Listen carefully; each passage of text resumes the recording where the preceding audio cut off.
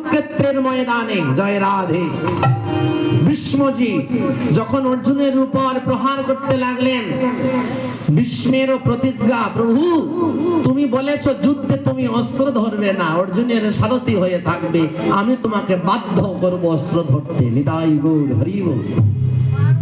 আমি দেখবো তুমি কেমন ভক্তবৎসল ভগবান। ভীষ্ম যিনি প্রহার করতে লাগলেন অর্জুনের উপর, ভগবান যখন দেখলেন অর্জুনের প্রাণহানি হবে, তখন তিনি রথের চাকা হাতে তুলে প্রতিজ্ঞা ভেঙেছিলেন। নিতাই গৌর হরি বল। ভক্তবৎসল্যের প্রমাণ দিয়েছিলেন, আমি যে ভক্তবৎসল ভগবান। আর দ্বিতীয় প্রতিজ্ঞা ভাঙলেন কলিযুগে গৌর অবতারে, প্রতিজ্ঞা করলেন না অস্ত্র ধরব না, প্রেম দিয়ে উদ্ধার করব। কিন্তু নিত্যানন্দের আঘাত দর্শন করে মহাপ্রভু ক্রুদে রৌদ্র মূর্তি ধারণ করেছিলেন এবং অস্ত্র মানে সুদর্শনকে আহ্বান করেছিলেন। এমন তো সময় নিত্যানন্দ প্রভু বললেন, নিমাই তুই প্রতিজ্ঞা করেছিস কলিতে অস্ত্র ধরবে না, তাহলে সুদর্শন কেন প্রকট করেছিস? সংবরণ কর। বললেন সংবরণ করে সুদর্শন।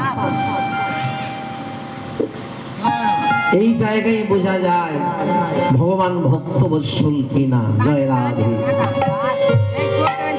জগাই মাধাইয়ের মতো পাষণ্ডিক উদ্ধার হলো, হরি নামে জগাই মাধাইয়ের মতো পাষণ্ডিকে উদ্ধার করলেন।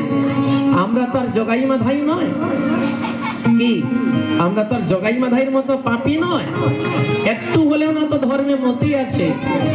জগাই মাধাইয়ের মতো পাষণ্ডিকে যদি মহাপ্রভু কৃপা করে উদ্ধার করতে পারেন, তাহলে আমরা কেন হব না? জয় রাধে। এই হরি নামে নিশ্চয়ই উদ্ধার হব।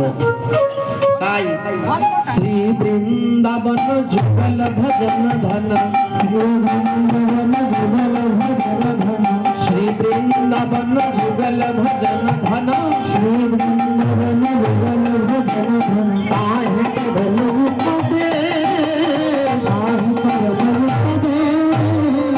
নিরমল গৌর মনস সিঞ্চন,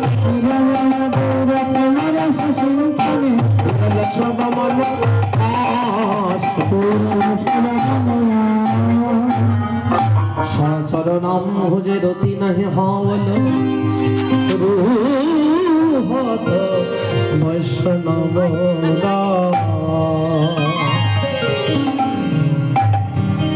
জীবন বেলা